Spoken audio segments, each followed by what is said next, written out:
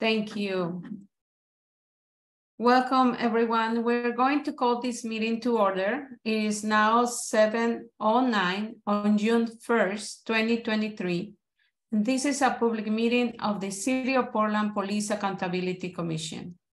If the Spanish language interpreter, Liz or Ariel, can please give the information on the Spanish language interpretation?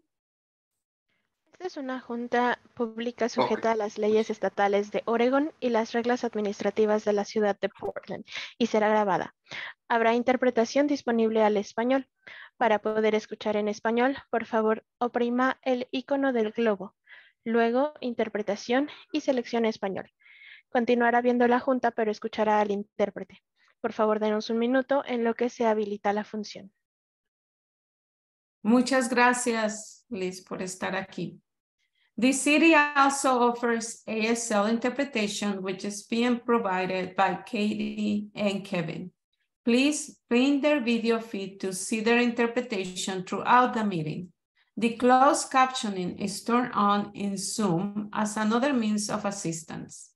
But please note that this is an automatic captioning services and it is not always accurate.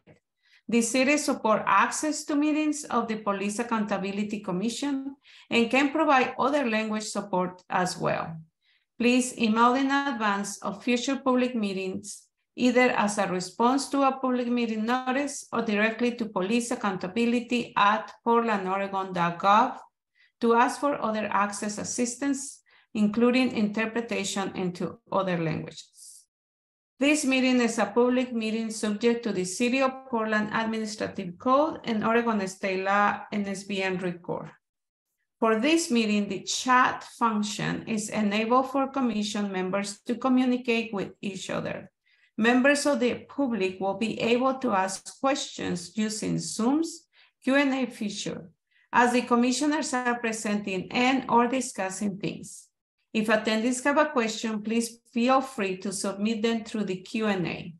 We hope to use this feature to help guide our conversations during the meeting and future meetings agenda topics. We'd like to be clear that not all questions will be answered during the meeting, but if answered, both the question and answers will be visible to you and will become part of the meeting record. To access this feature, just click on the Q&A icon in the middle of your screen. Now I will pass it to the co-chairs for the land acknowledgement. The PAC uses the land acknowledgement on display at City Hall. We acknowledge that the rivers, lakes, streams, and lands of the Lower Willamette River rest upon the occupied territories of the Multnomah, Wasco, Cowlitz, Cathlamet, Clackamas, Chinook, Tualatin, Kalapuya, Molalla, and many other tribes. We recognize the many villages, traditions, cultures, and relationships that existed along the river since time immemorial. We recognize these tribes stewarded these lands and rivers since time immemorial for future generations. We recognize and undertake responsibility for the destruction of the river and land, of traditional food sources, sacred places, and multifaceted ways of life. We acknowledge the economic and social values that enabled the harm to the river, including systemic racism, classism, and other systems of oppression that perpetuated harm against Black, Indigenous, and immigrant communities along the river. With this acknowledgement, we commit to honoring and learning from the past and working towards a more equitable and sustainable future for the Lower Willamette River. We commit to seeking solutions that acknowledge the inequities of past socioeconomic policies and the harm done to people and our relationships to these lands and waters. Thank you, Co-Chair Debbie. Now we are gonna review our community agreements for today's meeting. And remember, there is 3 pages. We're gonna, Dr. Moses will help us to change the page. Thank you.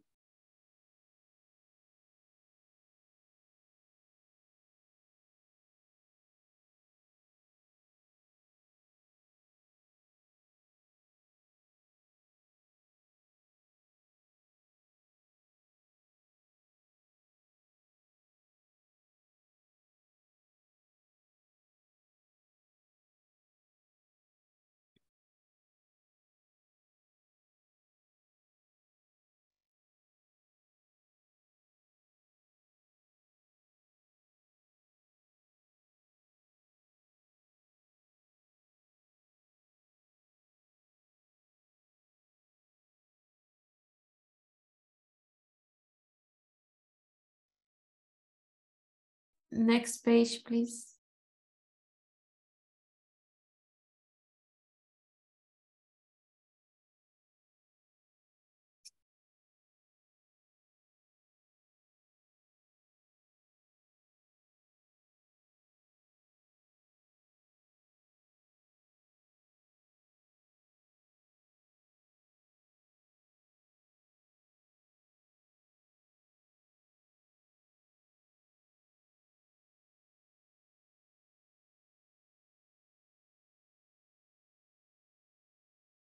And next page, please.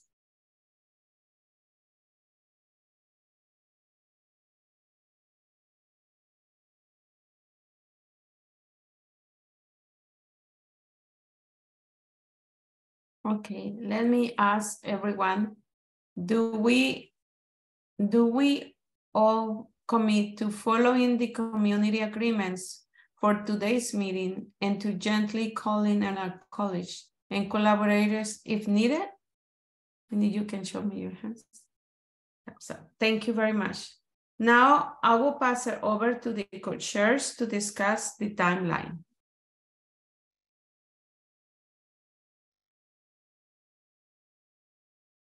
Thank you. Hi, I am Tim Pitts. I use he, him pronouns, and I am one of the co-chairs of the Police Accountability Commission for this phase. So the Police Accountability Commission has split its work into 6 phases. It is now in the 5th phase of work, transition plan and broader system. The commission will work until the end of August 2023 and will present its proposals to the City Council for their consideration and approval after it finishes meeting.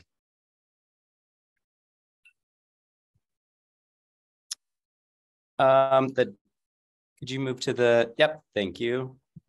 This slide shows the outcome documents for the transition plan and broader system phase based on the agenda and scope approved by the commission. Now that the PAC has developed a rough draft of what the new system will look like, the PAC will in this phase develop a transition plan for how to get from here to there, an understanding of how the process of implementing the new system will change or interact with other police oversight systems and levels of government, and also will name the new oversight board and bureau. This slide is the current project plan for the transition plan and broader system phase of the Police Accountability Commission's work. This slide is for members of the public to be able to understand how the commission gets from now through the end of the next phase.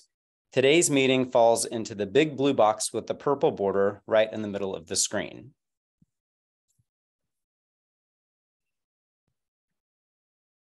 Following today, here are the upcoming meetings of the PAC. We'd like to highlight the Subcommittee on Transition Plan meets next Monday, June 5th. There's a PAC informational session to explain the draft of the new system and get feedback from the community on June 7th at the St. John's Community Center. And the next full commission meeting is next Thursday, June 8th.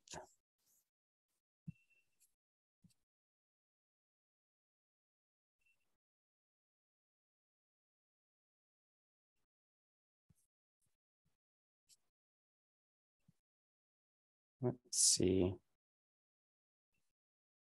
Today's meeting will start with the equity training that starts with the next book, My Grandmother's Hands. Today is the first meeting of the full commission this phase, so we'll have member introductions as well as updates from subcommittee co-chairs and from staff on community engagement.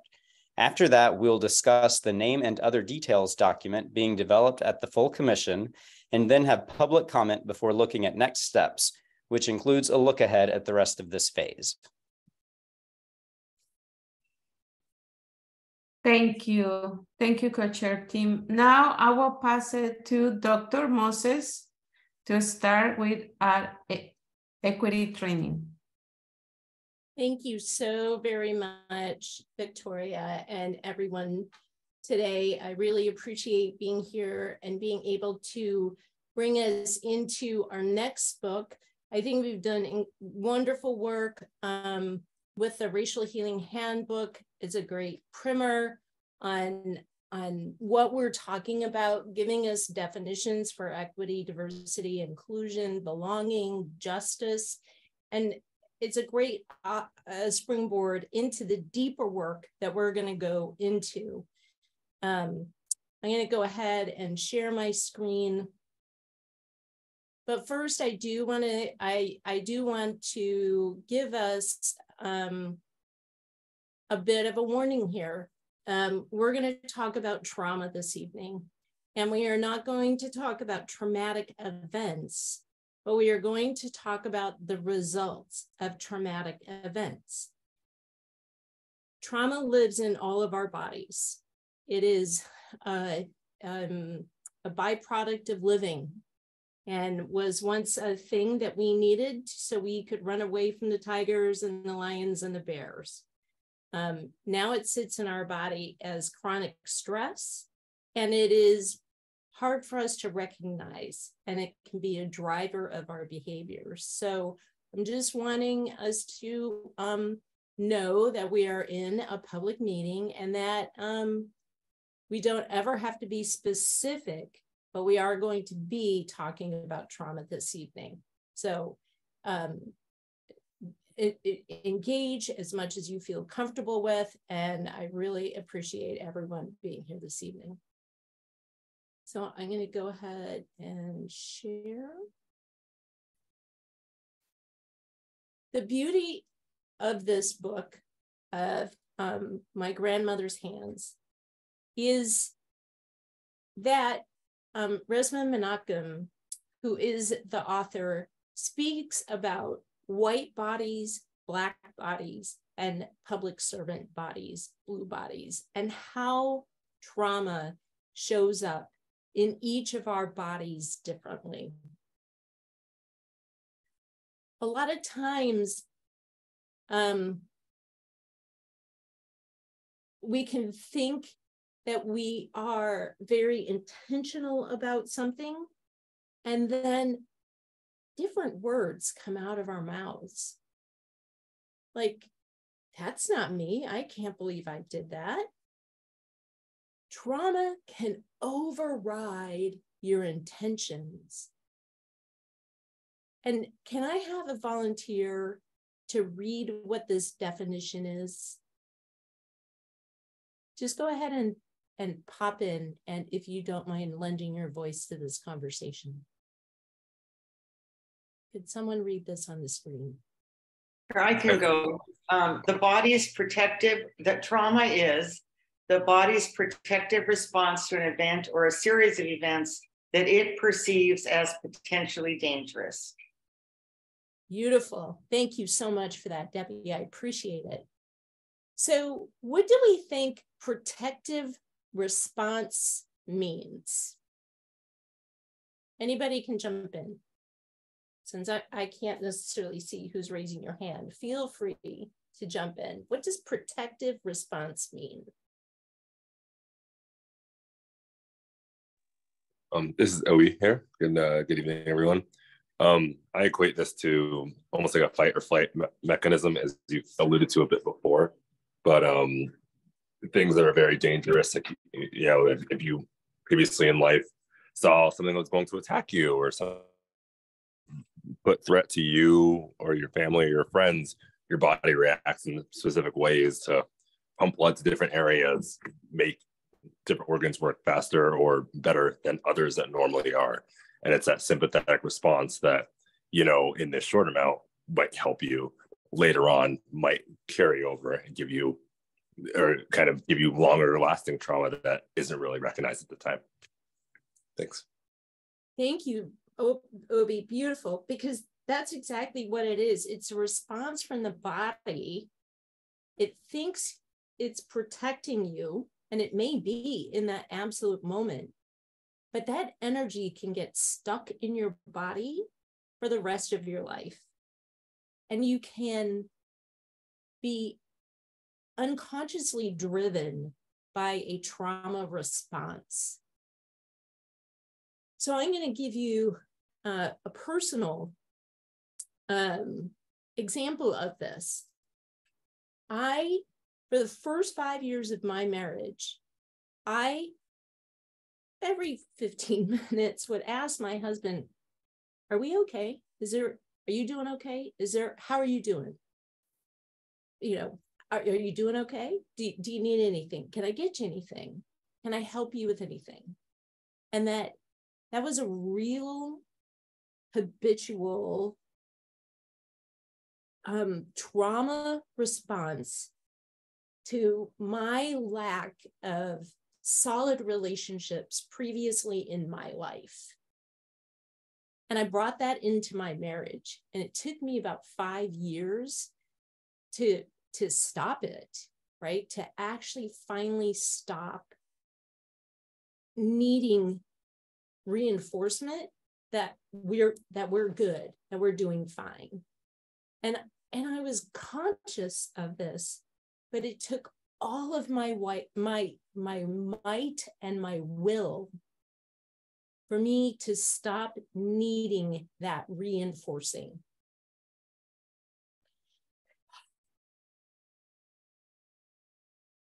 I had an intention of being solid in my relationship, and yet it took lots of therapy and Al-Anon, understanding that my parents were alcoholics and how I brought that upbringing into my relationship with my husband.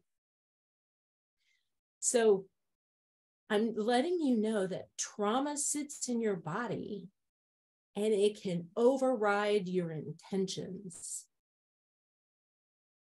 And it's put there on many, many different ways and on many different levels. What are your thoughts about trauma, about what you know about trauma and how it shows up in the world?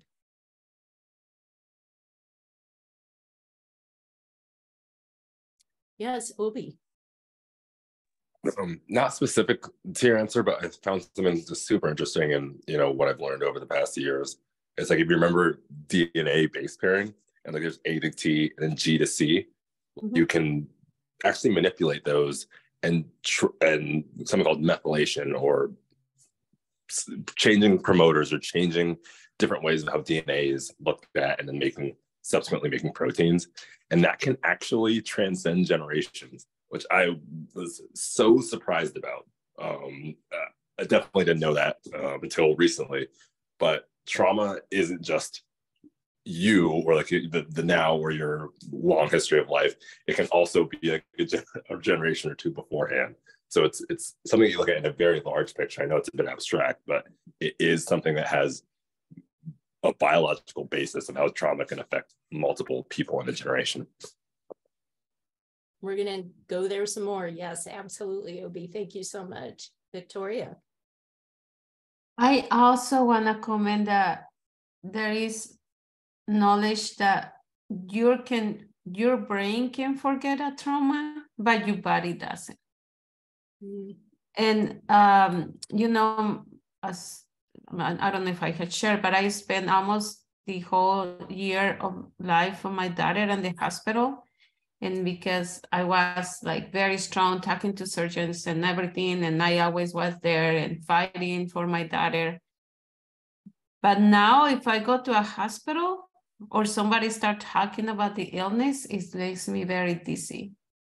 I have faint when somebody tells me. I cannot breathe in the hospitals. It's very hard to me. And it's not I can forget. It's just that sometimes the trauma repeats in your body as well. Your body keeps the score. And that's a really famous book about trauma. The body keeps the score, because it does sit in there.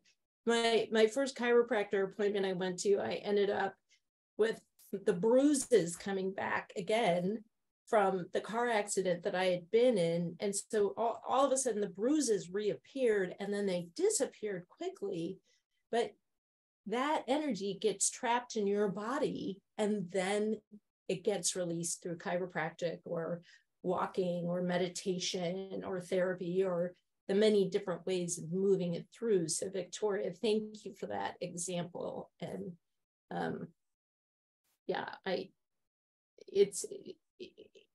and trauma can happen by seemingly little things and get stored in the body unconsciously. and then triggered later in your life and you didn't even know it was put there. Y esos pueden estar saliendo y ni siquiera darte cuenta de. The subconscious is always acquiring information all the time. And it is a very unlearning traumatic responses takes a lot of conscious energy to do this work. Any other thoughts around what trauma is, how it shows up?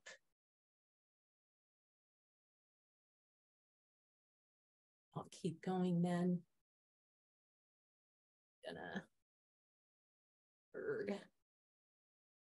Monica, please. Just going back to how, like, from generation to generation, if you think about your grandmothers holding your mother as a fetus with all of her ova within her ovary. So you have experienced a trauma that your grandmother, as a female, that your grandmother, when they were pregnant, went through.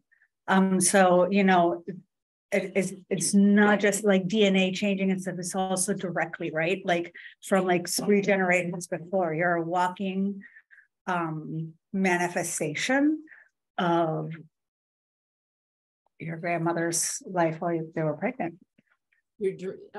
Of her dreams, right? Mm-hmm. As well as the pains and sorrows that she suffered too. So thank you for that also. So what does trauma do to you? What are some of the results of trauma? Would someone be willing to read this page?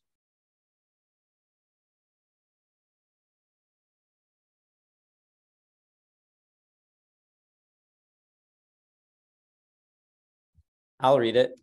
Thank you. So what does trauma do?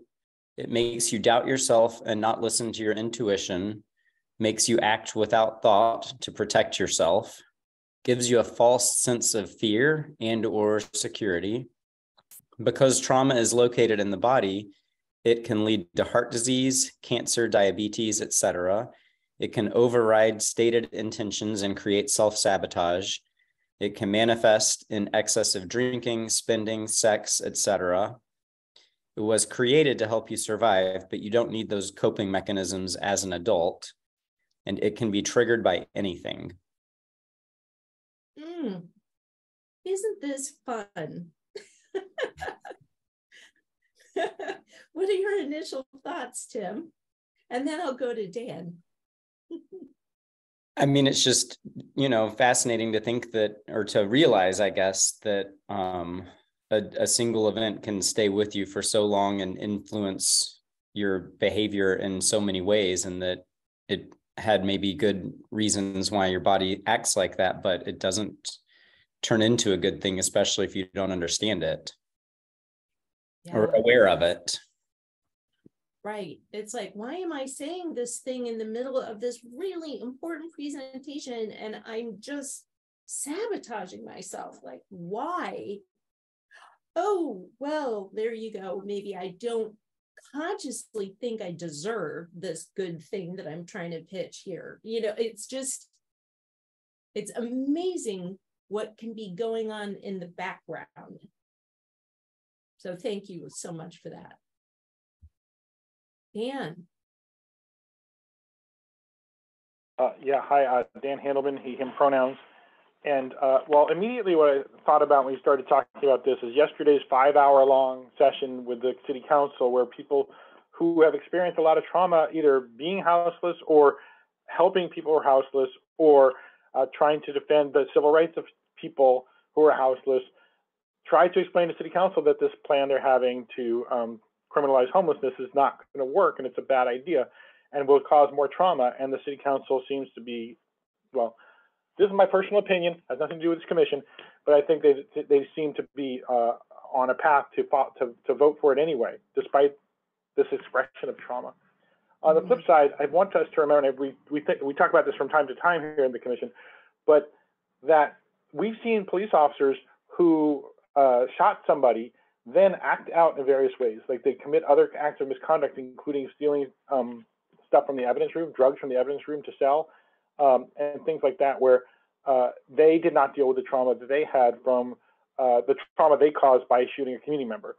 There are now requirements by state law and city policy that they have to go to therapy after they have been involved in a deadly force incident. But, you know, I think ultimately I'd like to see no more deadly force incidents, but at least acknowledging that trauma and making sure that that doesn't come out in other ways is something I think we've talked about in terms of our idea of having justice, you know, some kind of procedural justice for officers in addition to whatever correctional discipline happens. Thanks. Thank you so much, Dan. Any other thoughts about what trauma does?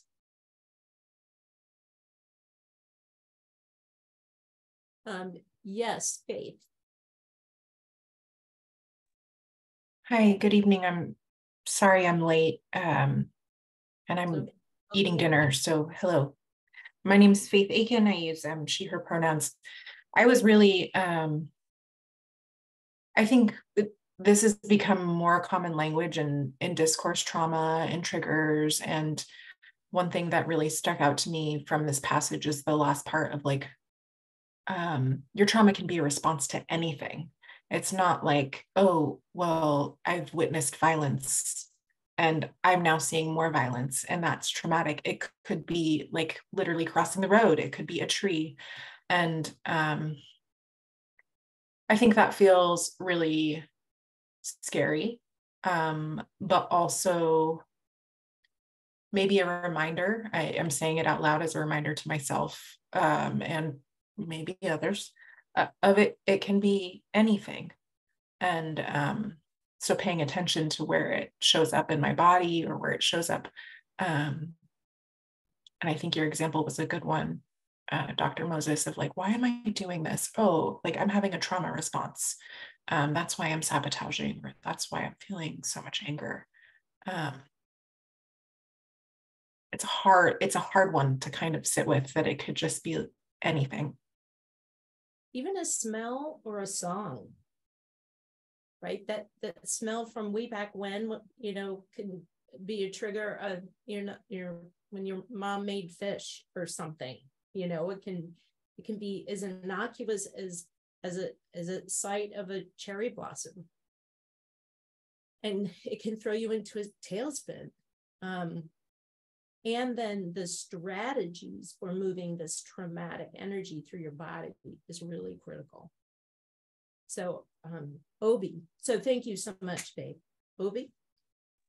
Yeah, I actually, Commissioner Faith said basically exactly what I was going to say. That last line of it can be triggered by anything, you know, like even receiving a phone call or receiving a letter with bad news can then continue to cause you trauma in the future. And then the first line of that last sentence of can lead to heart disease, cancer, and diabetes. You can imagine this downward spiral of people who have a lot of trauma, then having a lot of medical issues that leads to, unfortunately, subsequently more trauma. And it's seen all too often. Thanks. Thank you so much. And then let's think about how it gets tied up with stereotypes, right? With laziness of particular racialized groups. If people are walking around with heart disease, cancer, and diabetes because of racialized trauma, are you going to have all the pep and vigor you could possibly have? You know, no, you're not. Are you able to even put coherent sentences together? Sometimes not. And it's because of the stress that's been activated in the body as a trauma response from the things that have happened in life that now just continue to pile on and pile on and pile on and pile on. So thank you so much, Obi. So I think it's important for us, there's many layers to this, that trauma resides in this country, in the founding of this country, in our bodies. And so I would like someone to read this slide, pretty please.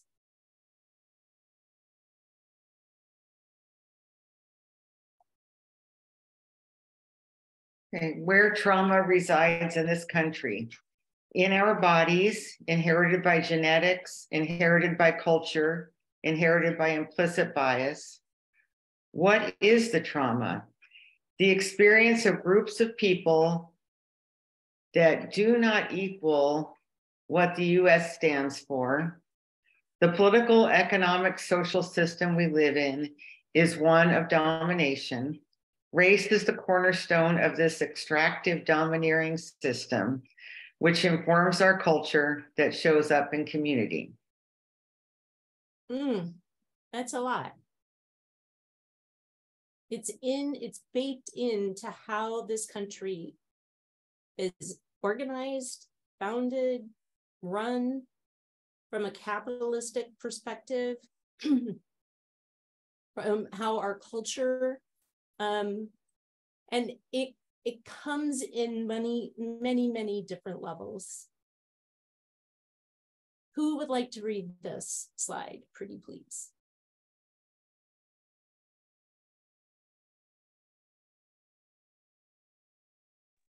I'll do it. What does trauma do?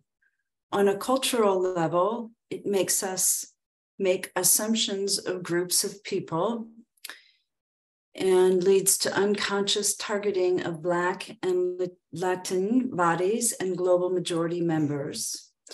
On a systems level, it foments division and suspicion between communities and holds in place white supremacy through laws, governments, schools, media, etc.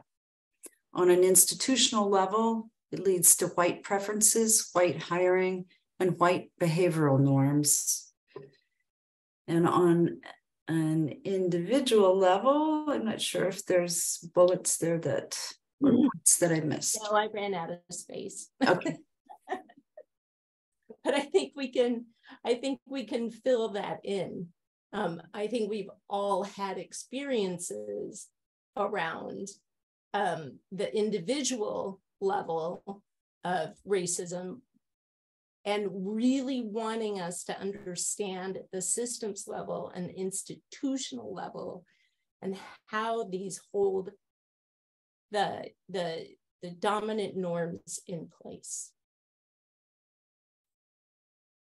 And how you all have been working toward busting that up, and how difficult it is, how hard it is to call it out, to acknowledge it, to see it for what it is, and then how decisions get made at a systems level that keep the dominant culture in place. What have been your feelings throughout this process around pushing the envelope against white dominant culture?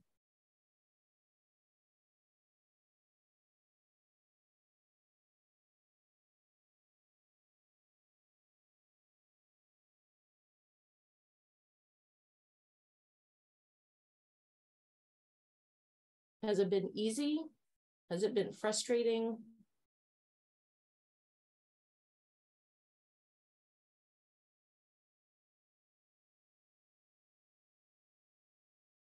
Commissioner Faith?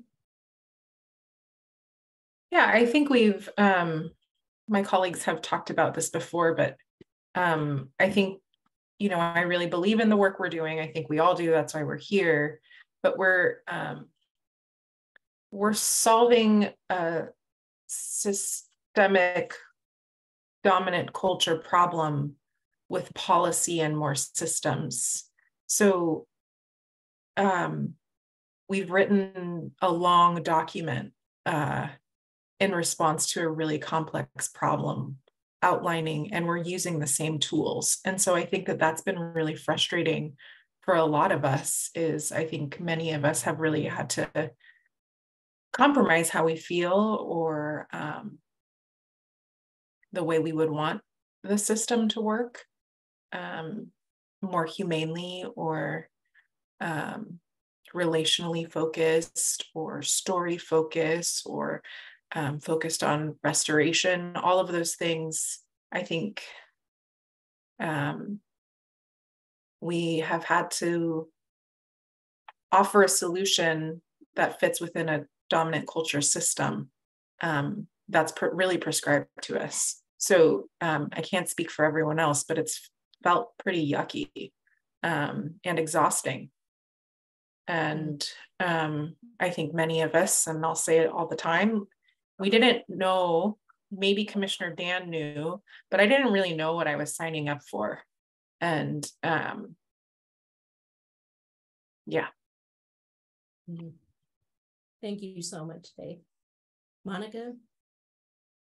I totally agree. And then to get to a certain point and get the pushback that city council gave them then to us just 2 weeks ago, and the typical responses of fear, and this has not been done, and like we can't do something like that, and this is, all of that response is, it's just that system trying to fight back and push back against a change that we're trying to accomplish within their system. And the status quo is so strong and so powerful, and it's so hard to tear down. It's just insane. So frustrating. Thank you. Thank you for voicing that.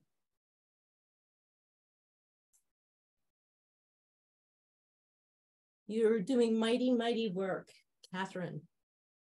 Yeah, I really feel what people have been saying, and I guess I also feel like that we collectively need to brace for more. It feels like as this has gotten more real, and the possibilities of change have become, even incremental change, which is all we're doing here, have become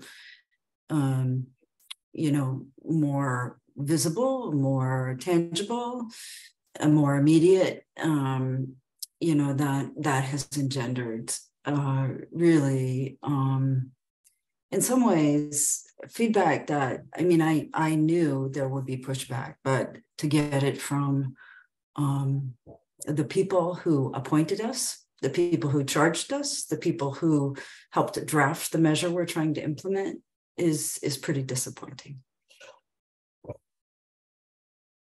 Commissioner Ajay. Thank you, Catherine.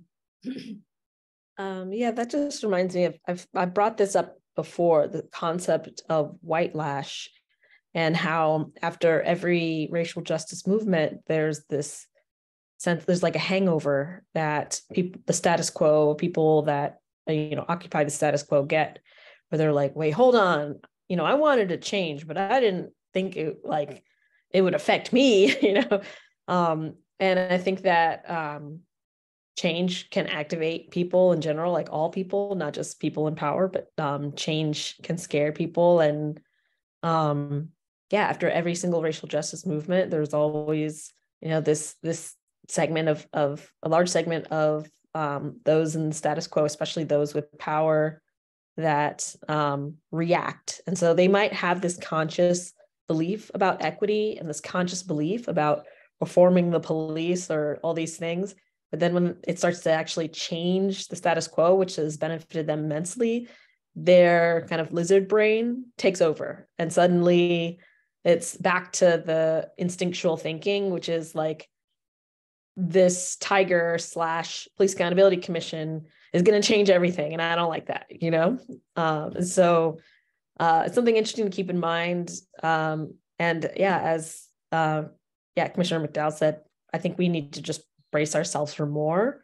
And I also feel like we need to brace ourselves for folks intentionally whipping up this kind of fervor around this because we have the support of the majority of Portland. 80-something% of people, 80-something% of Portlanders don't agree on anything, but they agreed on this, and that says a lot.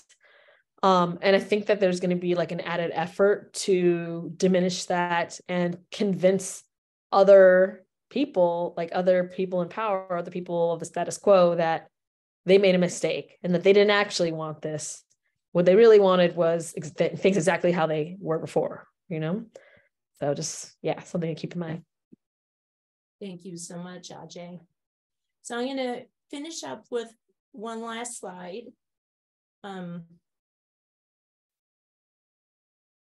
Resma makes the distinction between clean pain and dirty pain. And clean pain is the pain you feel when you realize you've been racist or have discriminated against or been prejudiced against others based on their race. It is the pain of realization and the pain of going back and making amends and unlearning, relearning, and doing better next time. Dirty pain is blaming others. So when you hear, I didn't own slaves, that's a way of blaming somebody else. Denial. Racism is in the past. It's in the present. Avoidance. It's not my fault. Or silence, because silence is violence. It prolongs the dirty pain of not taking responsibility for how our culture teaches us to treat each other. And this is on page 20. Spend some time in clean pain and dirty pain, in being able to see the distinctions and feel the distinctions.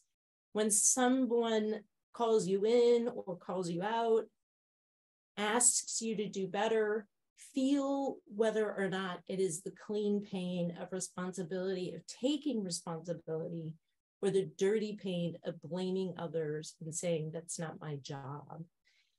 And these distinctions will help you be able to know where you are in your journey, that you can then help others be in their journey. And so I invite us that the next time we do an equity training, I'd like to start with clean pain and dirty pain, and then we'll continue on into chapter 2. Any further questions or observations around this first chapter here?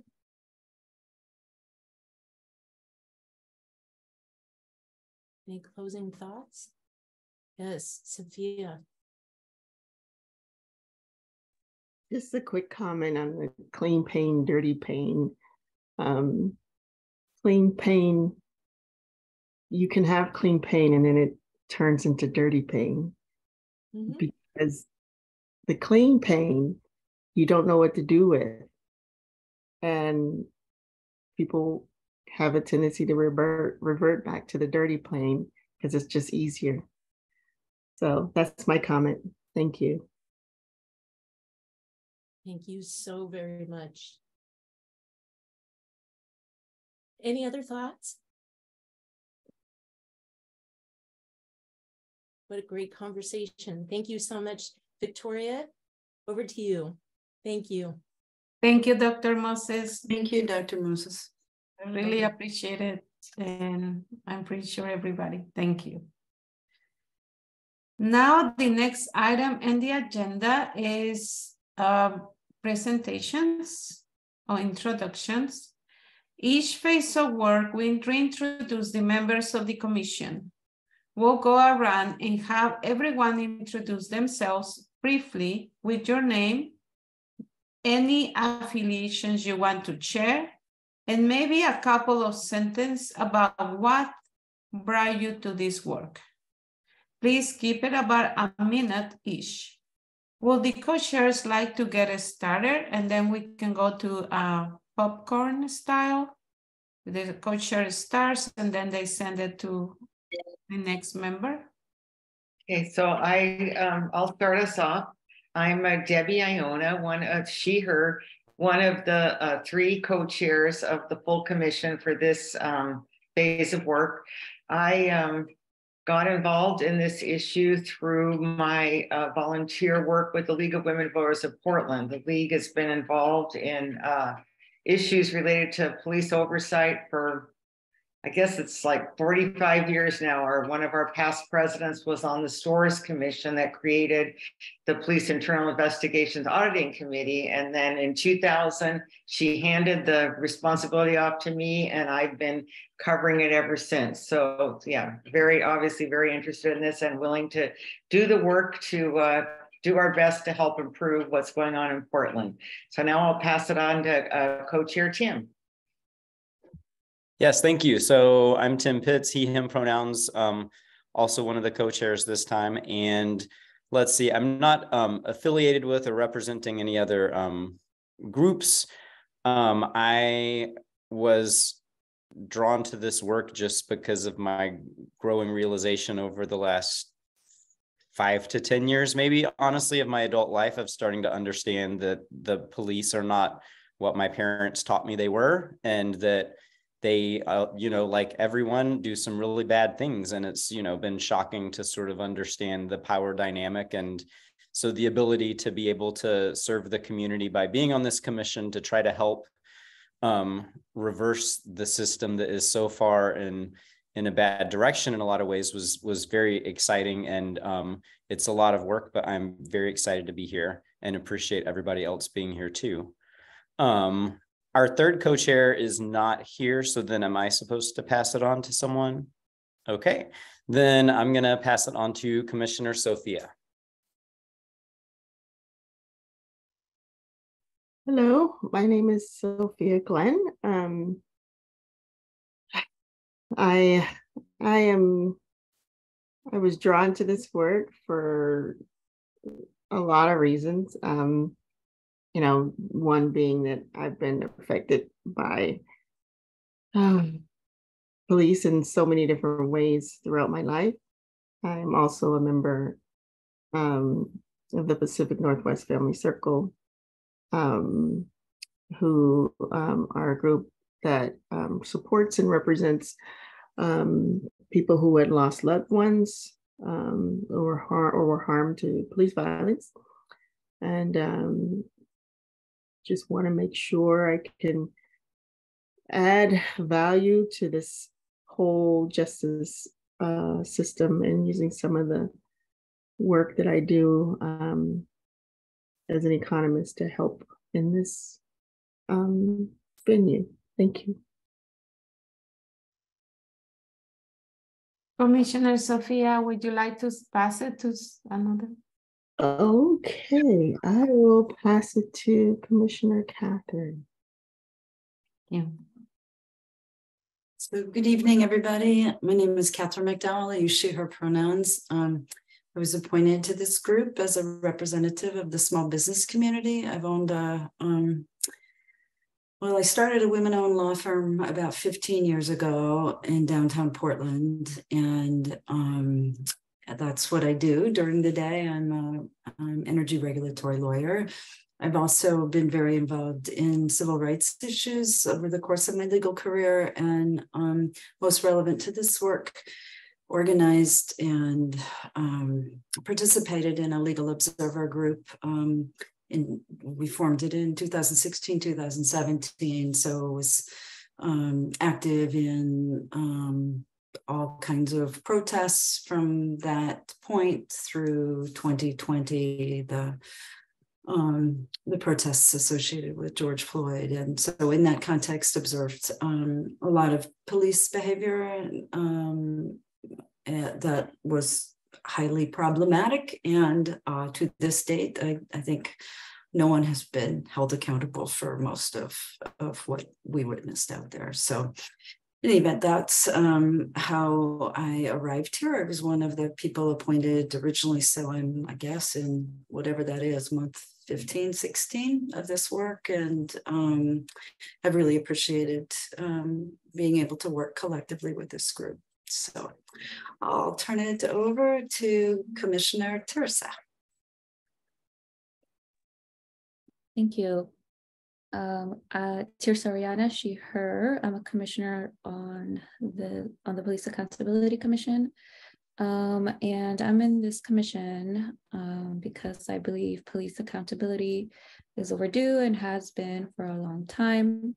I come from an over-policed community where I grew up seeing a lot of police brutality at a young age. And growing up, it was a norm to have police presence on my school campuses that primarily targeted Black and Latino students, which only furthered the harm that existed in my over-policed community. And I have worked with the immigration community in the Portland Metro and currently working in child welfare. And Dan, would you want to go next? Okay. I'm Dan Handelman again, he, him pronouns. And I've been part of a group called Portland Cop Watch since 1992 when we formed it. And I'm thinking again about this this houseless policy from yesterday. I'm sorry, it's just really weighing on my mind a lot. And that we do what would be called cop watching. We go out and observe what's going on the streets, talk to houseless people, give them cards about what your rights are when if the police stop you. And over the last several years, we're hearing a lot more complaints about the private security that take their things away when they do the sweeps because the police haven't been directly engaged in that kind of behavior. And I'm very deeply concerned that the new rules are going to put the police back in the middle of all this. So anyway, at core, I'm a peace activist. I want to see people resolve their conflicts through nonviolence and not through violence. And I'm really hoping that that's something that will come from the accountability that this commission is trying to design. Thanks. And I'm going to let the facilitator pick next person. Thank you, Commissioner. And I will pass it to Commissioner Monica. Hey, y'all. Monica Arce, she, her pronouns. I've been at the commission from the very beginning as well. Applied because I was really moved by the racial justice movements during the pandemic and before. Always worked with the immigrant community. I am an immigrant, but I've been living in Portland for 28 years. I care for the city very much, and I have been very troubled by the way our system treats immigrants and community members from other places. And I serve that community as a midwife in a community health center. I've been there 15 years. I think I have a lot of good insight into what can make their life feel safer. And that's what I try to bring to this. What we can do to make those communities that are always living in fear to feel safe and welcome. I'll pass it over to Faith.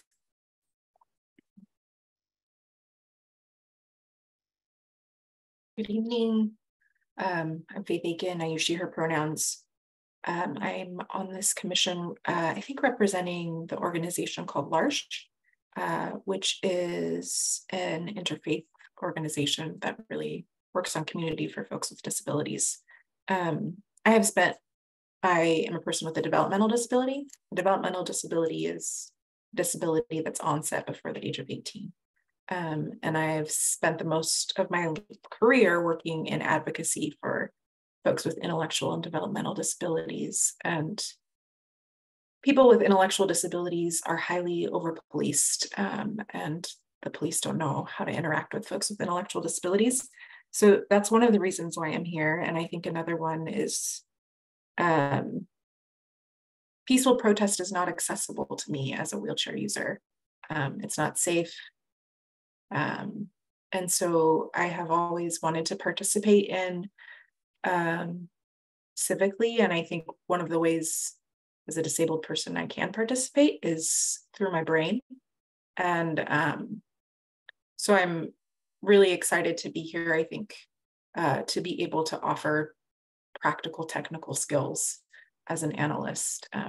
So oftentimes I will volunteer to write something or whatever, just because I think that that is the best use of what I have available to me. Okay, who is left? Commissioner Ajay. Hello, Ajay Mechi, also known as Jay, she, they pronouns. And who am I representing? Freedom to Thrive, which is a national organization, but has like a few different kind of chapters in Portland and New York and also in Boston, and also work for Unite Oregon and just representing over-policed Black communities, immigrant communities as well. And yeah, I think that's it. Been an activist for like 25 years at this point. And yeah, I'm just here because I just envision a world that is not reliant on a white supremacist institution to keep Black and brown people safe. And I also have a academic background in critical race theory and have studied the history of slave catching and surveillance from its evolving through slavery to the present day in the police force. So yeah, I don't know who hasn't gone. I feel like it can be Commissioner Casey, Cameron, and Obi, and thank you, Dr. Moses, for pointing it out. Oh, I'll I'm choose happy to go. Okay. Oh, sorry. Go ahead. I was going to choose you anyways. Well, thank you very much. Sorry, everybody. It's a no screen day for me, but I'm happy that I can still be here with everybody. My name is Casey Lewis. I am an attorney, public defender, and a person who lives with mental illness and tries to advocate for other people with mental illness. I was also involved in the 2020 protests and saw a large and egregious amount of police misconduct that has never been answered for in any way. And I don't believe that we can function as a society if that is allowed to continue. So that is what I bring to this and why I am here. And really appreciate all of you, and am happy that we get to sort of reintroduce ourselves to each other occasionally. And I will pass along to Cameron. Hello, I'm Cameron Brown. I use he, him pronouns. I've born and raised in Portland, Oregon, in Northeast Portland, and I'm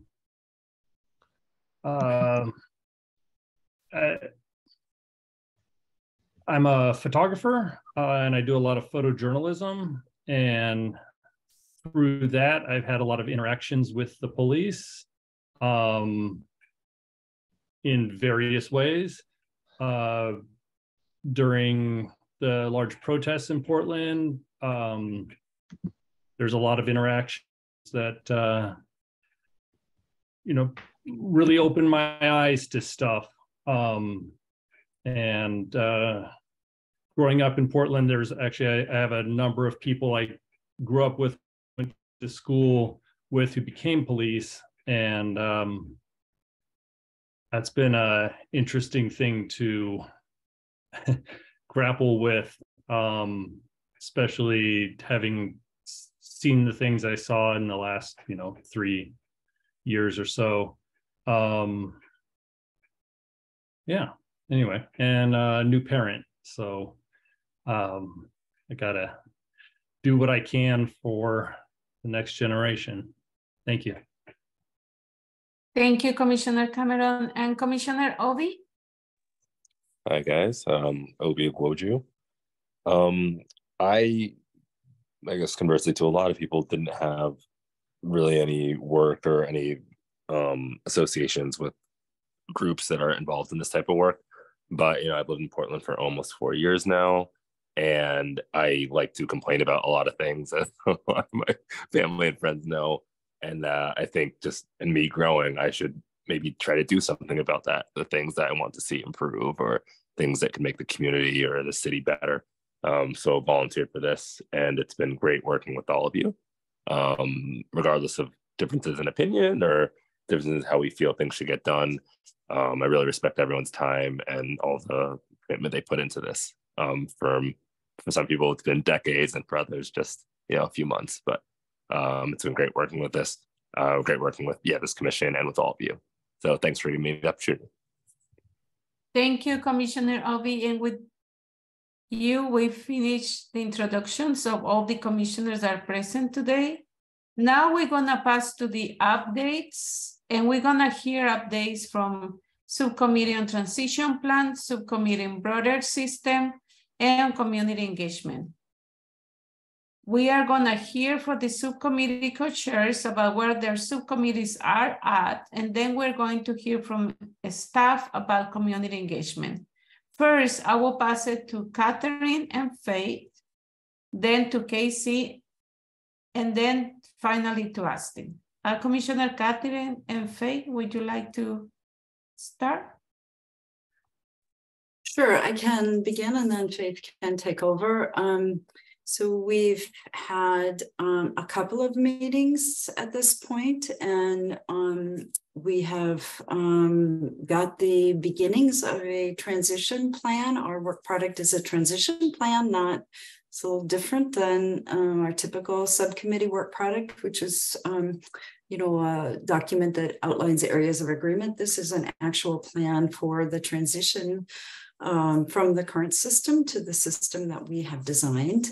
I will just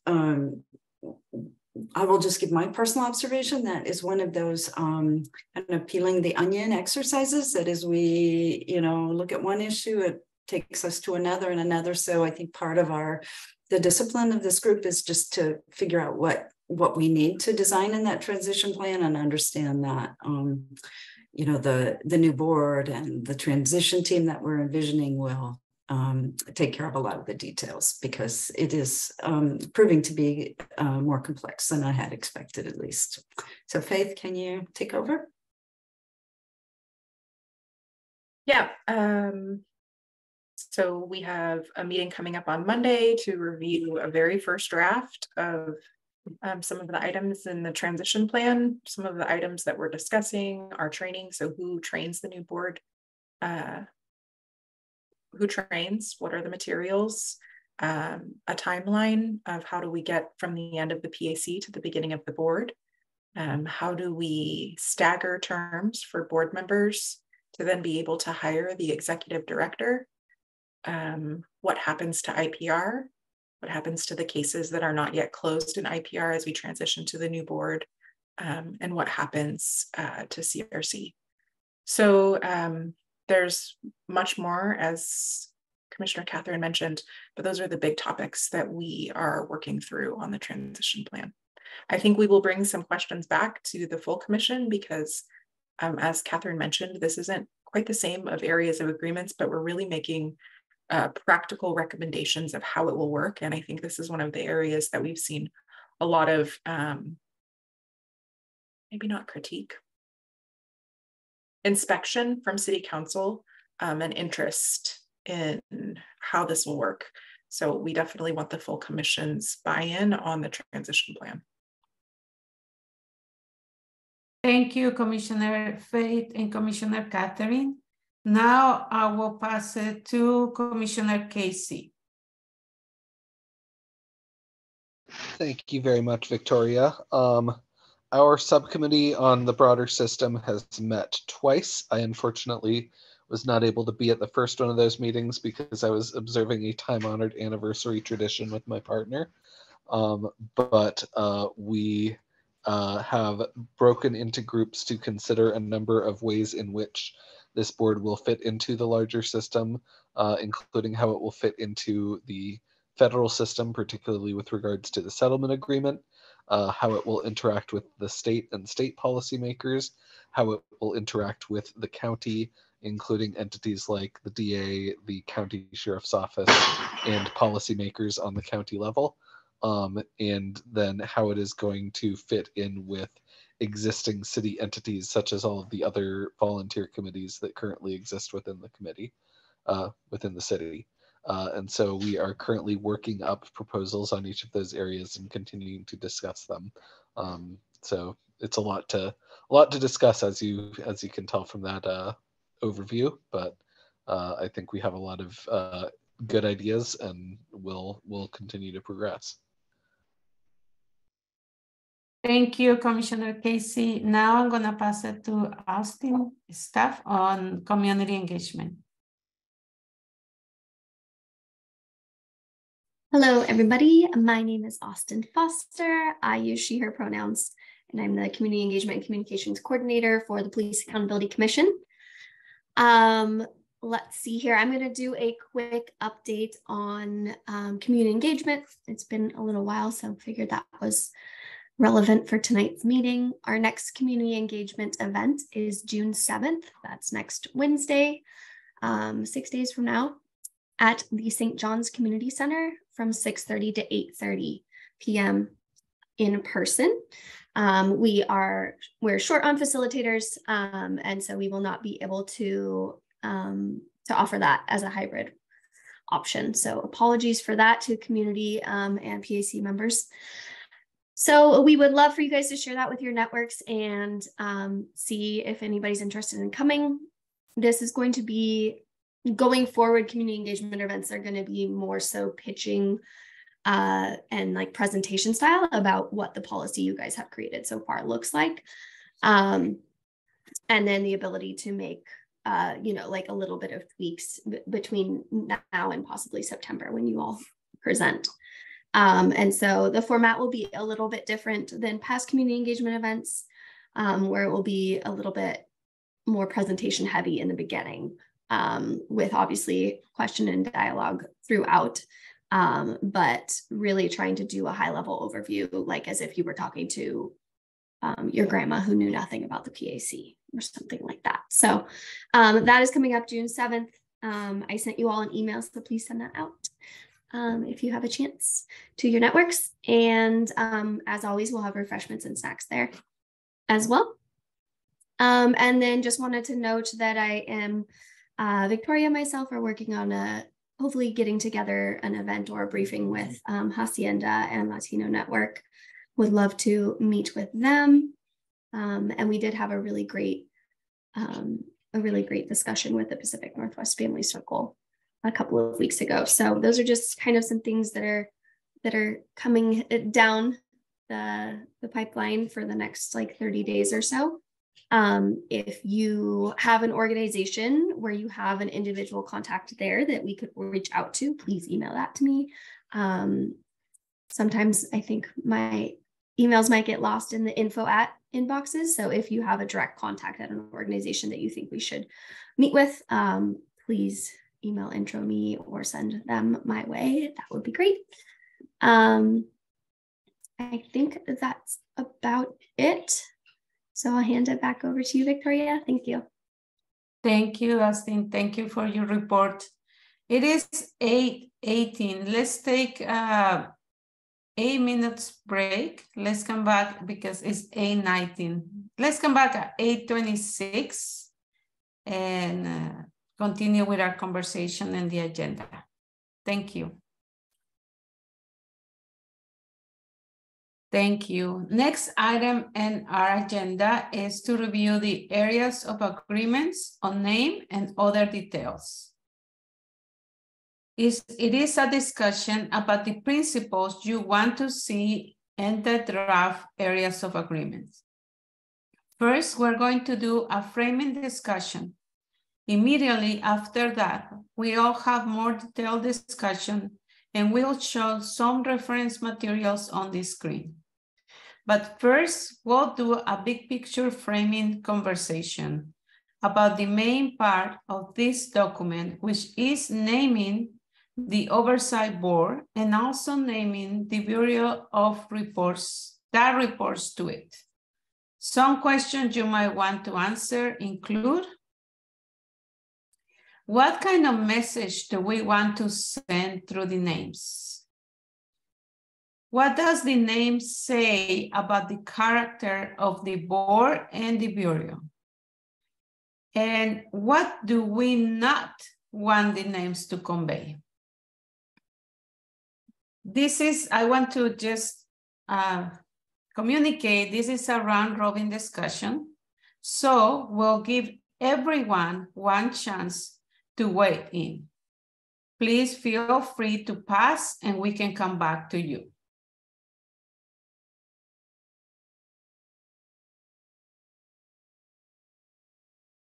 And use the questions, but I will repeat the questions.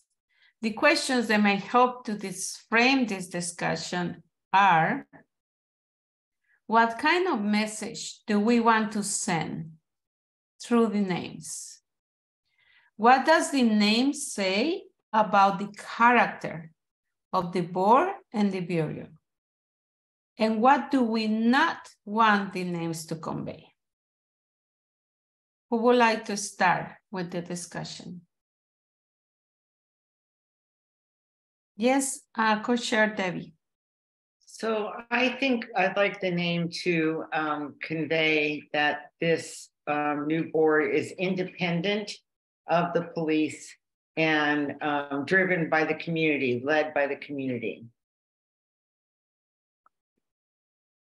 Thank you, Commissioner Debbie. Would you like to pass it to somebody, or I can? It's up to you. You want me to pass it? Okay, first, Co-Chair Tim. Yeah, I also feel like independence is an important thing to highlight, and that it's the community that is sort of running the show, basically, is the point of it. And that, you know, I think conveying trust and conveying sort of justice and accountability. So obviously we only have a few words to work with, but trying to sort of think about what the most important traits are and getting that encapsulated in it. Yeah, that's all I've got right now. Thank you. Thank you. Now I will pass it to Commissioner Fate. And you can pass if you want to, and I can come back to you. Thank you. I would like it not to be acronymed. So maybe that's 2 words. I agree with the focus on community.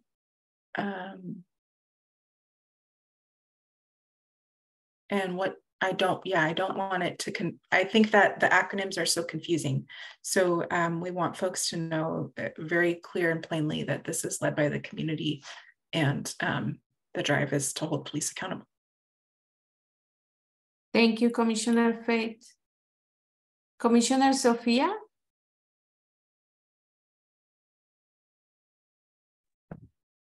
Thank you. I'm thinking out loud right now, so I don't have my thoughts all in order, but what do we want to say about the character of the board and the bureau? I wanted to say that the board, I want to make sure we convey that the board is there to serve the community and the community's needs, and what their hopes and not just policing, but community safety. And the message, you know, with the name, I also wanted to not, if we could, make it sound as if, make the name conveys as I said, the needs and the desires and the structure of the community that works for the community. I don't know, I'm just rambling for now, but that's it. Thank you. Thank you, Commissioner Sophia. Commissioner Ajay? I think what I want to say has sort of already been said. focus on the community, focus on independence, words. I don't know exactly words that necessarily name those things other than community and independence, but yeah, just in terms of the general theme of what the name should convey. Yeah, community and independence. And I guess something around accountability, but even that, actually, I'm not that tied to. And yeah, that's it. Thanks. Thank you, Commissioner. Commissioner Tirsa?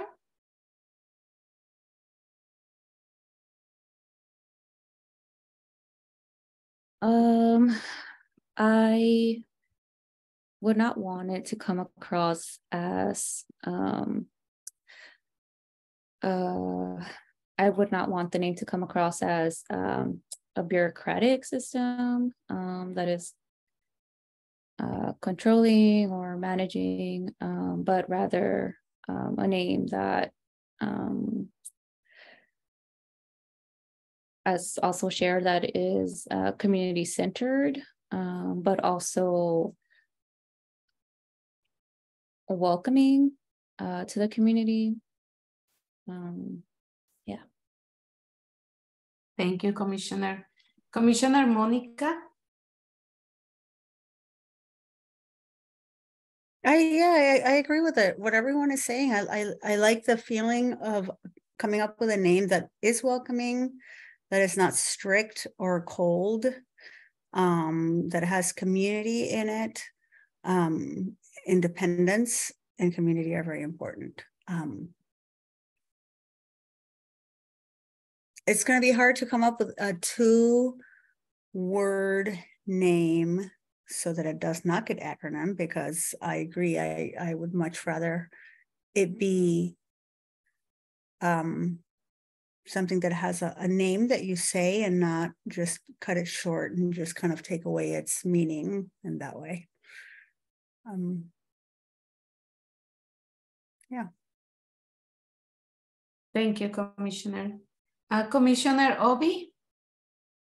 Yeah, I'm gonna completely double down and agree with what Commissioner Monica just said. Like, it needs to be clear, like an independent judgment, independent standpoint, and let people who might want to engage with them to know that it's like, oh, you can get a fair shake there. And then also it should be community centered. It will be difficult to do in a couple words, or to not make it like an acronym out of. But yeah, what everyone said is great. Thank you, Commissioner. Commissioner Catherine. Well, I agree with the observations that have been made so far. The only thing I would add is I think we want to be careful that whatever name we give is not one that is close to or sounds like one of the previous iterations of the the accountability system in Portland. There have been many, so or related entities. I think that could add to confusion so I think we ought to test whatever name we come up with, and the potential acronym that could follow. Even if we want to avoid acronyms, I think people will still use them, and we just need to make sure it's not too close to something that currently exists in the in the system or has previously existed. Thank you. Thank you, Commissioner Catherine. Commissioner Dunn? Yeah, I want to echo everything that's being said about community and accountability and independence. I think the word oversight comes to mind too. And I think the word, when I heard Commissioner McDowell talking about being careful, one of the things I think we need to be careful about is the use of the word police or law enforcement, because it'll make it sound like the board itself has some police or law enforcement in it. But you also have to convey that it is there to take complaints about the police. So that's a tricky tightrope to walk. The acronym question, I have been saying since day one here that I'd like to spell things out instead of making them into words. So I strongly, viscerally react whenever somebody says PSEP because you don't even know what the letters are. PSEP is the Portland Committee on Community Engaged Policing, which is PCCEP. You don't even know there are 5 letters when people say that. Or you might think it's PICEP.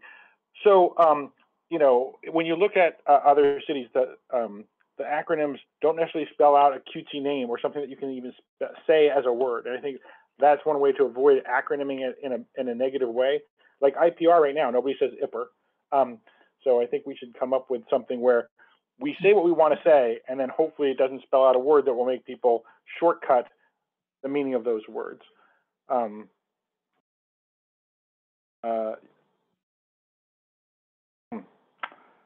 Yeah, I think that's it for now. Thanks. Thank you, Commissioner Dan. Commissioner Cameron?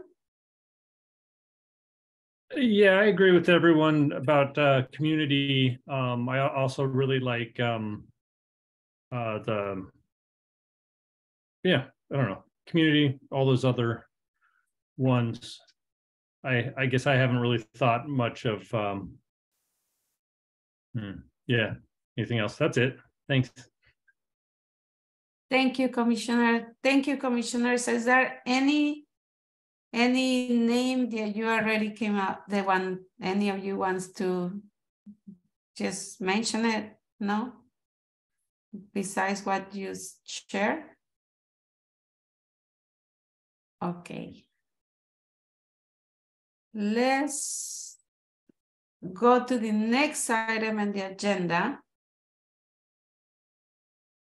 Are you not? Let me see something. Oh no. Okay. Let's go to the next item on the agenda.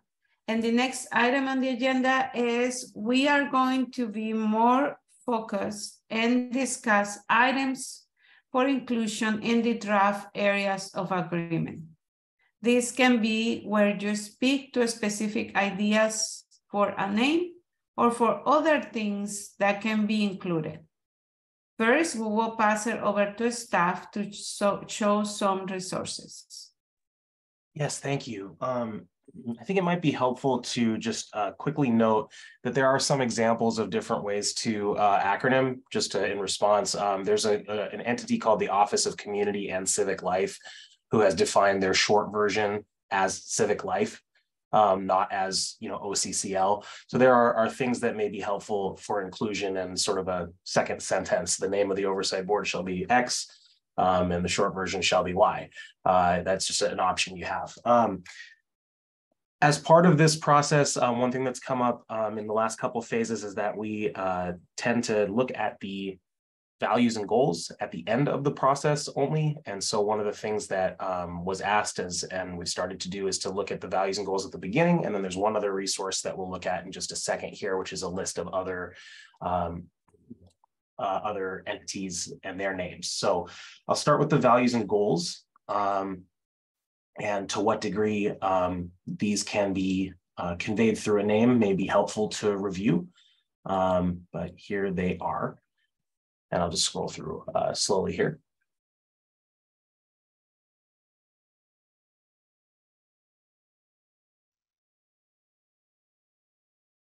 And there are 6 of them for those who may not be as familiar watching. So the 3rd and 5th one get kind of caught in a page break. So we'll do that.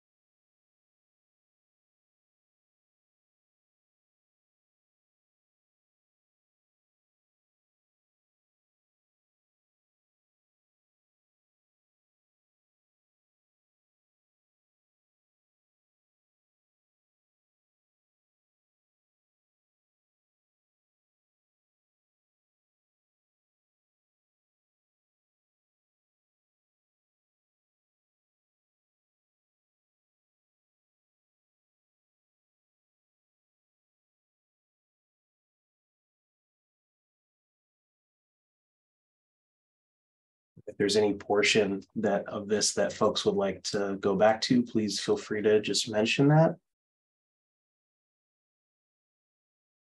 And the link is also in the chat for members or for members of the public who are watching if you'd like to refer to this.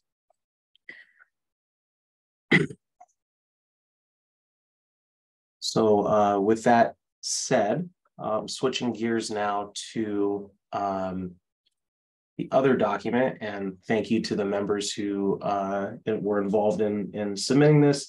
There is a list here of examples. This is not a menu that you must choose from in any way, but it is hopefully a list of examples that can help jog folks' memory or get them as a conversation or thought starter here. This rightmost column is if was one of the ones assessed in the research phase. I'm just gonna hide that so that it's a little bit bigger here. So the first column is the jurisdiction. The next four collectively are the name, and then the acronym is over in there in that last column. And then I'll just go down here. It goes down to 32. So I'll show the first half and then scroll down as well. And this is on the website for today's page, today's event on the website.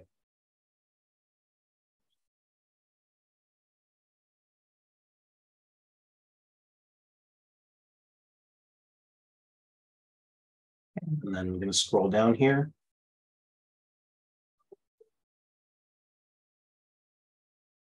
I'm going to try to fit more of these on the page, so just bear with me as well. Yeah, there we go.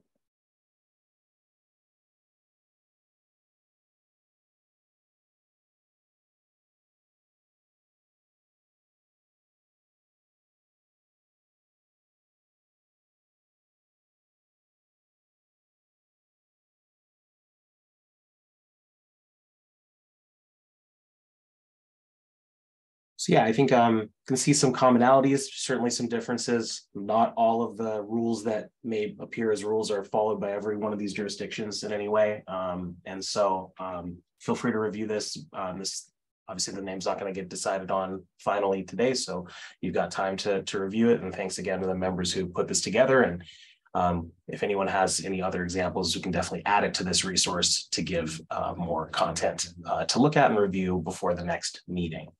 I will pass it back over to the facilitators. Thanks. Thank you, staff. Now we ask you to follow our normal discussion rules. Please be brief each time you speak, even though you can speak multiple times. Please be facilitator, and remember we're using weighted stack in our discussions. Finally, please be forward-looking in your comments. Will the co-chairs like to get the discussion started? Yes, I will kick things off. Or Commissioner Debbie, were you trying to? Oh, no, I just was trying to remember. I was going to ask, and what is it we're supposed to be talking about? So since you must have it in your head, Co-Chair Tim, go ahead and start us off. Well, first, I was just going to clarify that we're to say sort of if we have specific ideas or proposals for bureau name or board name. And co-chair staff wants to comment. I'm sorry, I just didn't scroll past the page break in my own notes. So yeah, the areas of agreement has to include the name of the community, what is called the Community Police Oversight Board, lowercase, and the charter. This is what you all said earlier, as well as the name of the bureau. It could also include other details which are sort of left undefined. We can talk about that more in future meetings, but the sort of parameters are here in the yellow.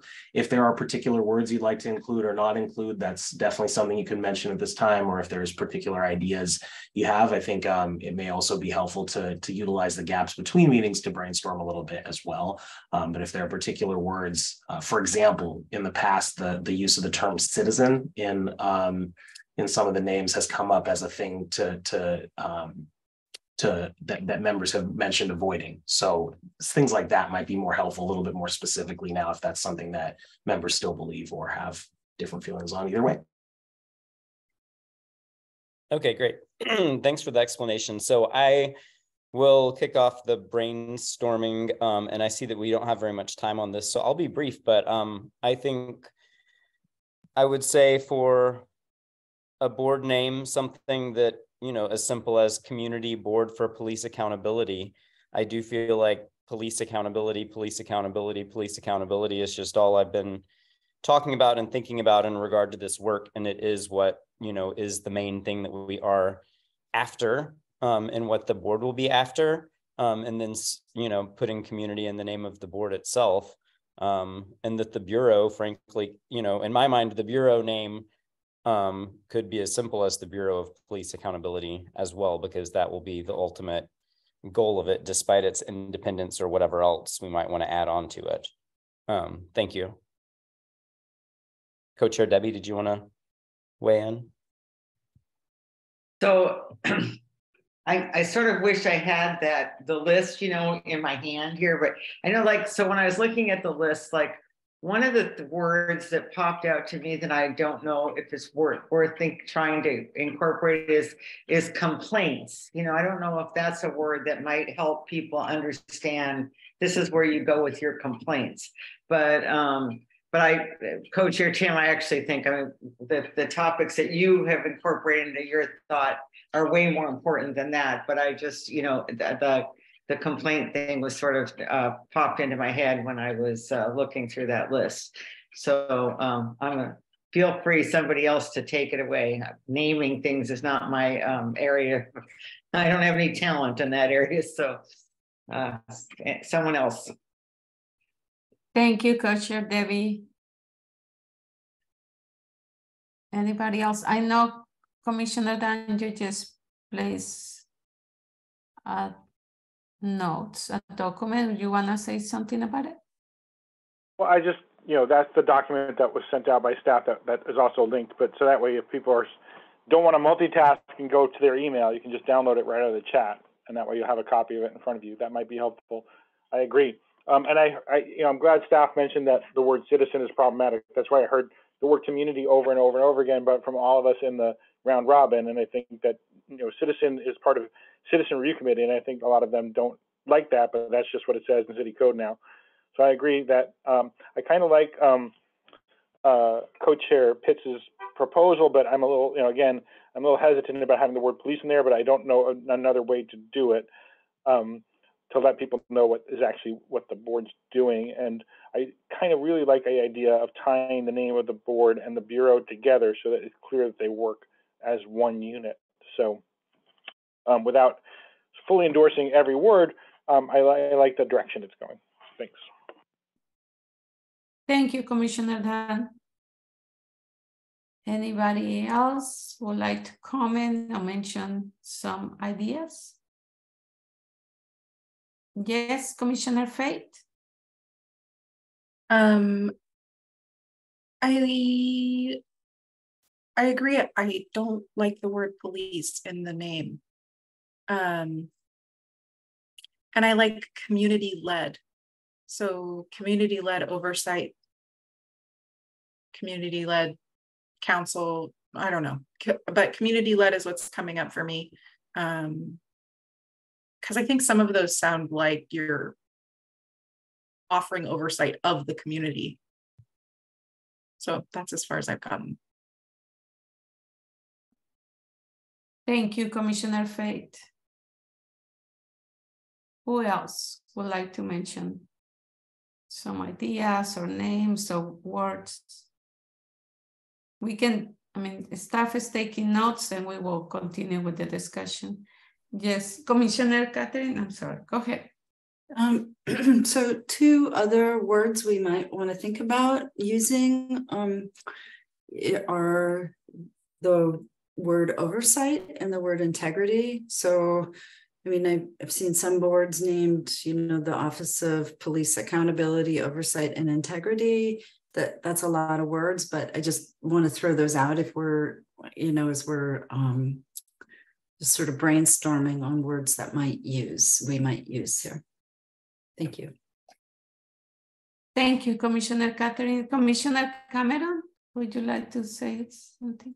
Sure. Yeah, I agree with Commissioner Faith that the word police kind of, I don't know, it feels weird. And I think, you know, something else like law enforcement or something would, I don't know if it translates as well, but I don't know, the word adding police to it just kind of connects with the police somehow. And I feel that we're so different from that entity that, you know, I don't think it's a good name addition, but yeah, I don't know. That's just my immediate thought. Thanks.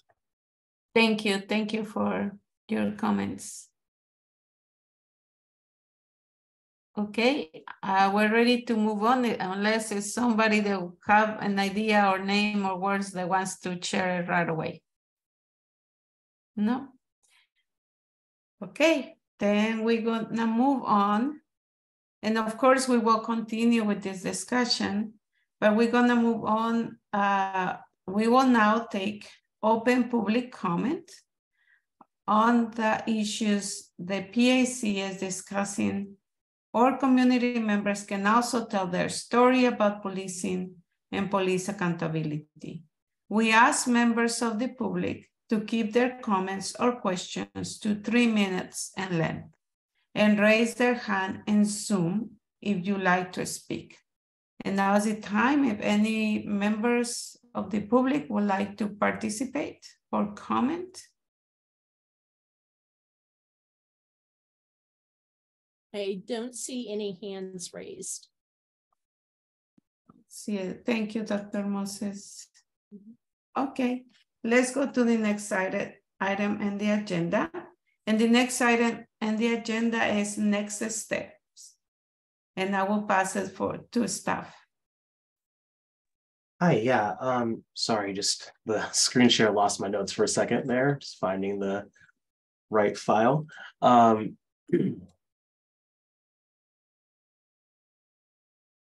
Yeah, so the first part, there are 2 items under next steps today. One is council feedback and possible document revisions, and I'll go over that first and then talk about the second part. If there's any questions, I'll pause in between. So the first part relates to the process for council feedback. Some of this will occur during the current 5th phase of work, but it's a next step because it's ultimately something that's designed to contribute to the 6th phase of work as well. The PAC will be getting several different sources of input and reaction to the existing areas of agreement documents, in particular, the ones that are complete right now on phases 3 related to the powers and duties of the new oversight system, and phase 4 on the structure and details of the new oversight system for the next month or 2. Those sources of input include community input through a variety of different methods, as well as city council, independent legal counsel, city attorney's office, and more. The city council will be providing feedback on the presentation from the work session, and also be coming in to brief the PAC in shorter and more focused briefings in the next month or so. As you know, they're the final decision makers on this process, so their feedback provides an opportunity to know what might be a concern this autumn, and an opportunity to adjust before the recommendation is final if the PAC chooses to do so. The same is true of all the other sources of input from community, from attorneys, wherever else it comes from, that these are sources of potential information that may allow for the PAC to make a more informed decision when revising the documents and eventually converting the consensuses that you've come to into code text. The reason that the purpose of bringing this up now is to say that there is an opportunity as we get closer to the end of this phase, and in particular, the beginning of the next phase of work in July, to update documents and revise them, and to encourage members to start the process of reviewing input as it comes in. There is a community engagement tracker, which is being updated. It was sent out not fully comprehensively, and now that's being updated and sent back out. There'll also be more information coming as council responds, attorneys review documents as well. And so those are all going to come in, maybe not all at once. And as members see it, kind of start thinking about the idea of what you might want to revise, add to. It's not necessarily only if there's pushback. It also might be there was something that got missed in one phase that a later phase brought to light. So I'll pause here before moving on into the second part. Any questions, comments, thoughts there? Also, just unrelated to this, I'll put that comment from Commissioner Sophia in the document. Just wanted to note that. Debbie, Co-Chair Debbie. So I don't remember getting the community comments tracker. Did you guys send it by email and I just totally missed it? I believe so. I'll go back and double check when, and if we haven't in a while, we'll get that out. Maybe you could just send it again for, I might not be the only one who didn't notice it. From other people's facial expressions, you're definitely not the only one, so I'll make sure that Good. Okay. Yeah. Yeah. Glad I asked. Great. And then yeah, moving into the second part. So this second part of the next steps is called phase of work transition tasks, but I'll take the opportunity to discuss the whole calendar here as well. The part that links these is that I wanted to flag for everyone that coming up soon, one of the things that was mentioned as part of the conclusion of the last phase and the transition tasks between phases 4 and 5. Several members suggested trying to get the phases of work transition tasks between 5 and 6 done as early as possible. So just wanted to flag that that'll probably be happening towards the end of this month, so that the commission can enter July knowing the co-chairs for the 6th and final phase as early as possible.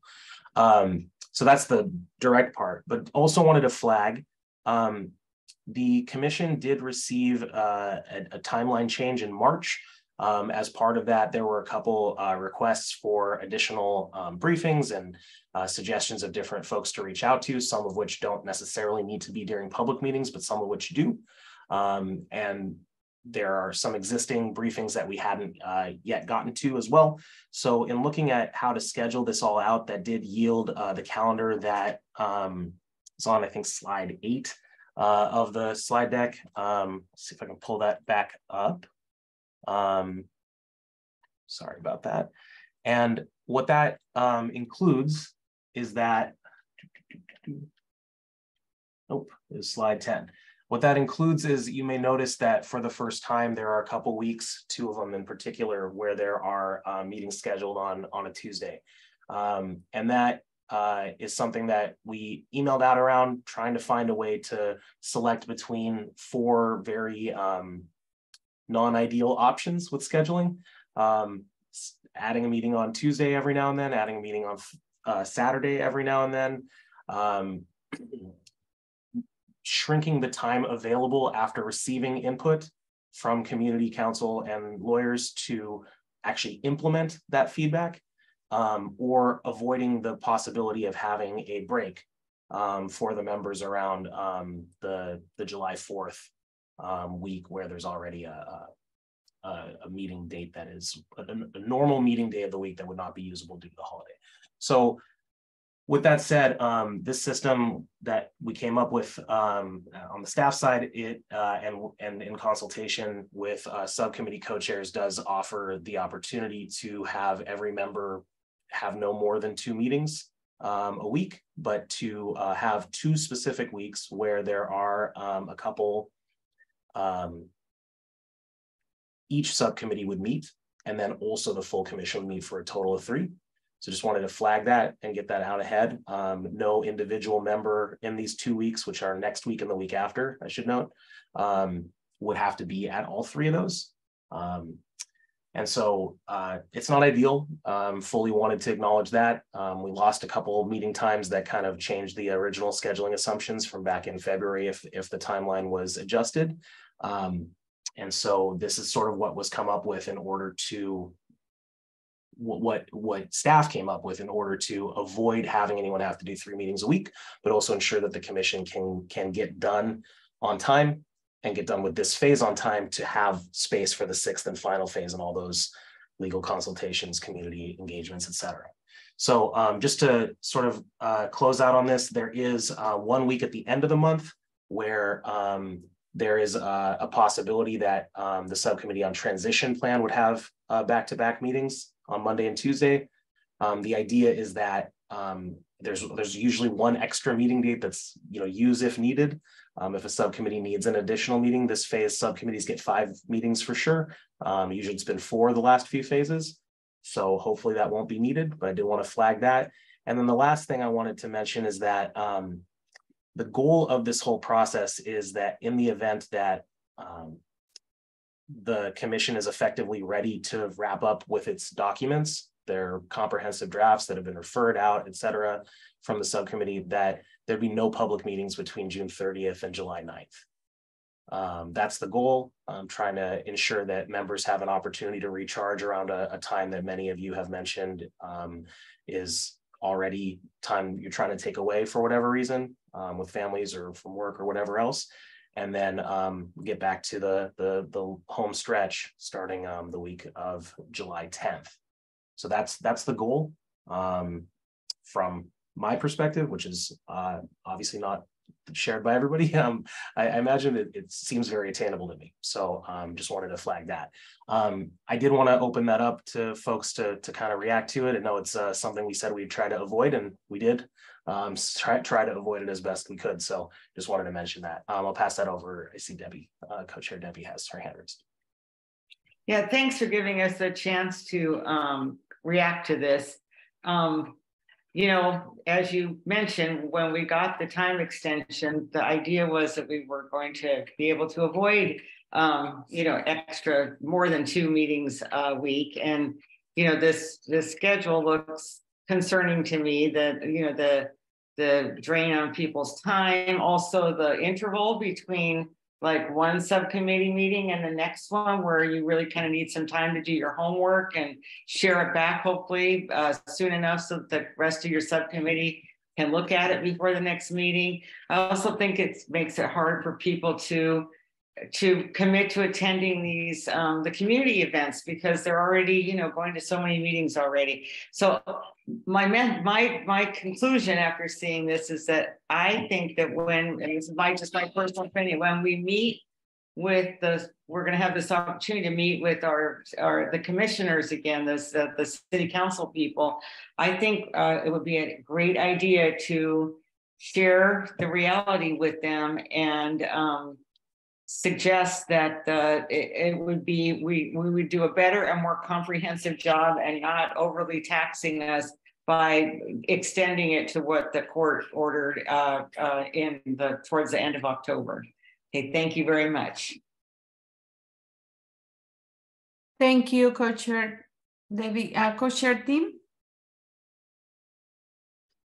Yeah, thanks. I also just think, looking at it like it is a quicker, not as much turnaround as ideal and not as much time to work with as ideal. And I don't see any alternative for the next 2 weeks, but I sure don't want the whole summer to turn into this. And so I do just wonder if there are opportunities to lobby or petition for further extension, just because now City Council at the last 2 meetings with them definitely seem to acknowledge that this is a huge amount of work for a huge board and a huge bureau, and my goodness, how big it is. And so it seems, I don't know, like they at least understand the scope. And I just wonder if that's a possibility for later on or what, because yeah, we just don't want it to be like this all summer and people just be falling off right and left. And then it just becomes much harder and snowballs. So that's all. Thanks. Thank you, Co-Chair Tim. Okay, then we need to go to our next item, and Commissioner Dan. Yeah, well, I don't know if we have come to any kind of conclusion on this. I also agree. I mean, next week, literally, there are 4 meetings, and so somebody has to go to 3 meetings next week. I mean, if there's going to be people at the community engagement event who are people who are also on subcommittees. So I really think this would be good to rethink. I'm not sure, and we were last asked for our schedule sometime in March, I think, and I noticed that I only put my dates that I was busy for the month of April, because I didn't know my schedule this far out. And now, based on what I thought the schedule has continuously been, which is that we meet on Mondays and Thursdays, I have things scheduled in where I might have to move them around if we have these meetings that are being kind of added, especially this idea of back-to-back meetings of the transition plan subcommittee. I think that has never been done with the same subcommittee meeting 2 days in a row, and I think that's a really not a good plan. I would wonder if any of my fellow commissioners, in the chat privately, want to express whether or not they'd be open to having a meeting on July 6th, which is the tail end of the week of July 4th, because it seems to me doing that instead of trying to cram 3 meetings into a week would be a better way to go. And I had a question too before about the first part of the next steps that was raised, which had to do with the addressing council. It was unclear to me. There were several questions they came up with, which I think we can answer for them. And I sent some of my ideas in for that I'm hoping that we can get to them sooner rather than later, so that they have answers to those questions and not based on our, kind of off the cuff remarks that we made at City Council, that they have more solid answers. So I think that would be helpful too. I think maybe in helping to show the council that we're serious about listening to what they had to say. And then while I was the one who said, I think we can do this earlier than the August 31 deadline, the way things are going, it seems like that's not as easy as it looked like it was going to be 2 months ago. So I think that Commissioner Iona's point about reminding City Council that they don't have to ask the DOJ to extend our deadline to as late as October 29 would be good, although I'd really like to get done before then. Thanks. Thank you, Commissioner Dan. And Commissioner Sophia? Yes, thank you. I just wanted to make sure I understood, there would be only, at the most, commissioners would, if you're not a co-chair, would be going to 2 meetings a week. And then if there's a community engagement, it would be 3 times a week, and that's a volunteer basis. But I thought we were doing that before, doing 2 days plus, if you do community engagement, it was an additional. So, because I've done quite a few of them, and they're usually, I end up going 3 days a week. I don't, asking for more time. I think it's an idea, but I'm not sure how that would work. It's been interesting, just my couple times reviewing or sitting and watching the city commissioners. I'm not sure what to even make of some of the things I've saw. So I'm not going to say much about that, except I don't want to keep extending this into perpetuity, of course. But if we can make this schedule work, and if there's someone in particular who's having some difficulties, maybe we could just work with them until we can do more. So thank you. Thank you, Commissioner Sophia. Now we're gonna get to the next item on the agenda, the garden plot recap. There is a time for facilitators, co-chair, and staff to summarize any items already brought up today, which didn't fit into today's agenda. We'll recap those items here and use them in developing future agendas. We won't be using this time to add new items not previously mentioned or to discuss any items, but we will use this list to develop future agendas so these items can be addressed. Co-chair, the co-chairs, do you have any items for garden plot? No, thank you. Facilitator, Dr. Moses? I don't have any. Thank you. Staff? Nothing, thank you. Okay, thank you. As a reminder, you can now submit advanced public comment to the Police Accountability Commission via web form, voicemail, or postal mail. I want to say thank you to all the members who attended today's meeting and for your contributions today. Thank you for the interpreters. Finally, thank you to the members of the community for attending and contributing and being here with us. If you're not already signed up for email updates, please also sign up to receive updates from the PAC. The next meeting of the full commission is scheduled for next Thursday, June 8th. It is 9:11 and this meeting is adjourned. Thank you very much.